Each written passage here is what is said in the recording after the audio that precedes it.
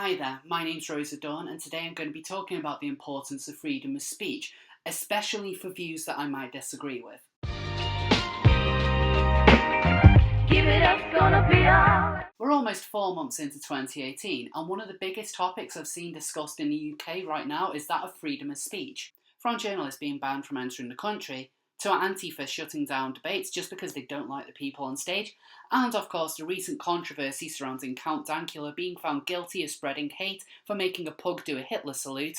It's certainly been an interesting, albeit depressing year so far. And these stories are just the tip of the iceberg. This brings me to a recent case I've been made aware of in the UK. Discussing transsexual rights has always been an emotive subject and filled with extremes on both sides. Whether you see gender dysphoria as a made-up condition, or if you're one of the people who believes there's thousands of genders out there, each one more valid than the last, I've certainly found that both sides have their ludicrous moments, but none of this should ever be a crime.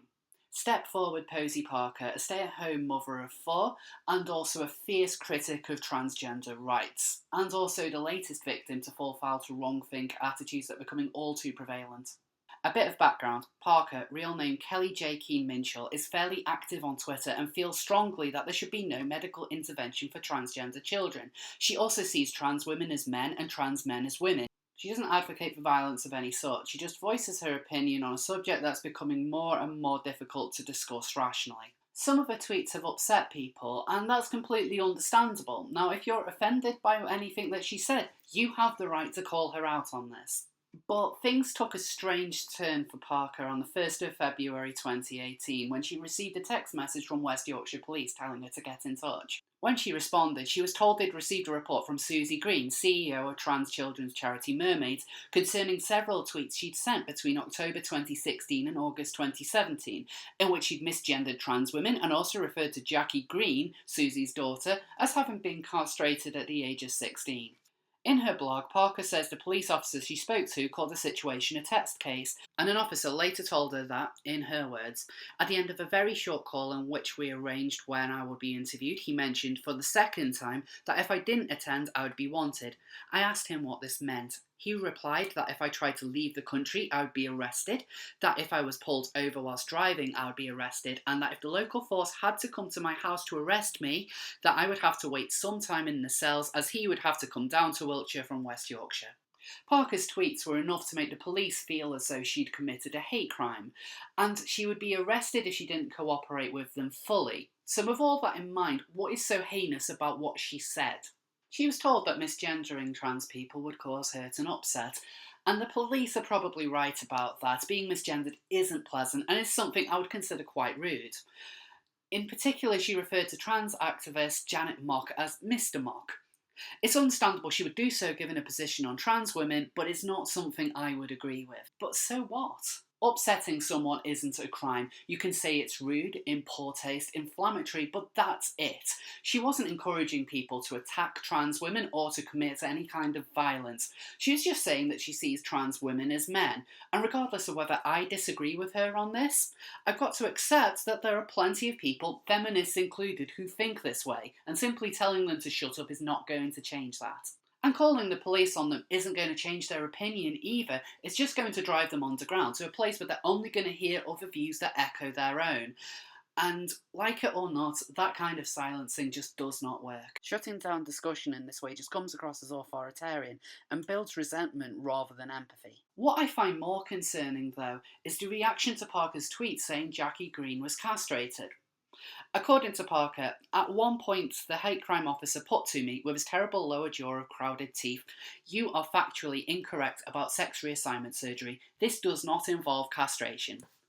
I held a smile behind my steely expression and replied, "No comment." It's alarming for the police to be concerned about someone getting their facts wrong, but Parker's technically correct here. Sex reassignment surgery for trans women, by its very definition, includes the removal of testicles. And whether you like the term or not, that is known as castration. There's no way you could successfully do the operation without castrating someone. And I don't know anyone who would want both a vagina and a pair of testicles. Castration isn't a particularly nice term to hear, and I can see why Susie Green would be upset by this. After all, Parker's talking about a child, and who hasn't vigorously defended a loved one, even if that means acting illogically? Parker ends by saying, "I will not kowtow to an ideology that demands I cannot speak the truth. I will not be compelled to say that a man is a woman or that sterilising children is okay, that encourages kids who don't fit in or who struggle with their identity that a good solution is puberty blockers and cross-sex hormones and a lifetime of drugs. I will not pretend that I think a charity courted by the police, children's charities and even the royal family is one with great outcomes for all children it touches. I will not pretend that a woman who circumvents UK law to give her son treatments not allowed in the UK is right or good. 16 days after the police interview, I am sat at home in limbo. I am a test case. This fight is just beginning." I don't doubt that Parker wouldn't respect me as a woman just going off her Twitter feed alone, and I'm probably the last person that she would want to come jumping to her defence. But I'm going to do so anyway. I'm a supporter of freedom of speech. In fact, I think free speech is one of the most important rights a person can have. Without the opportunity to voice an opinion, whether it's something I agree with or not, ends any chance of discussion. This means the one being silenced is not going to have their view changed, and the ones doing the silencing are not going to understand what this person is even talking about. It's easy to defend free speech that you agree with. It's more difficult when it's an opposing view. And whilst there's things that I would certainly agree with Parker on, for example, I don't support a medical transition for children under the age of 18, and don't agree with other things that she said, things that she's going to continue to say, or things that she'll probably say in the future.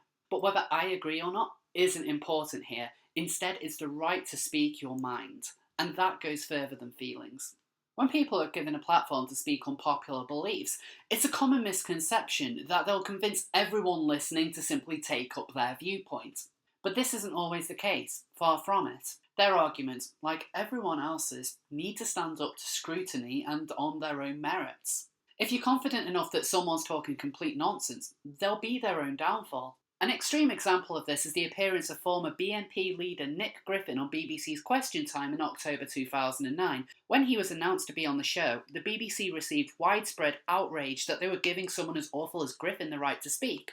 But when the episode aired, his entire position fell flat and only made the BNP more of a laughingstock than it already was, and this no doubt added to their eventual downfall. Just to clarify, I'm not saying that Posie Parker and Nick Griffin are comparable by any stretch of the imagination, and I'm sure that if asked to speak, Parker will come across as someone quite rational. She does have concerns that I feel are fair to voice. Should children really be given medicine and surgery to transition at such a young age? Should anyone who self-identifies as a woman just be given instant access to women's spaces? These are topics that need to be talked about if we're going to have a fair and rational society, and Posie Parker should have the right to do this without the police being called.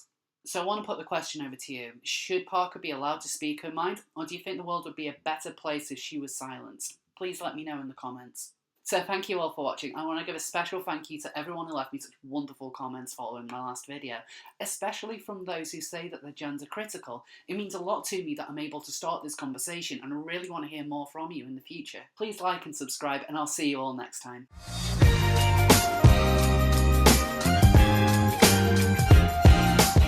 She was told that misgendering trans people causes hurt and upset, and the police...